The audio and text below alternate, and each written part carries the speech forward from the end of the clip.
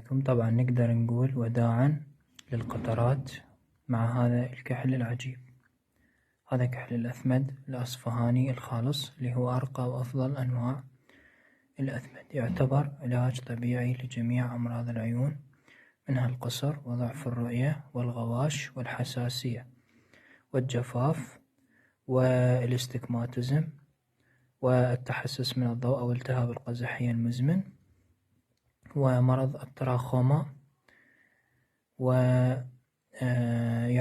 الرمد وتساقط الرموش اللي هاي المشكلة اللي شائعة عند البنات، مشكلة تساقط الرموش. طبعا هذا مكثف جدا للرموش ومقوي للبصر، يقوي الشبكية، يعالج النزيف الشبكي وحتى الماء الأبيض والماء الأسود، طبعا بشرط العين سليمة من العمليات الجراحية.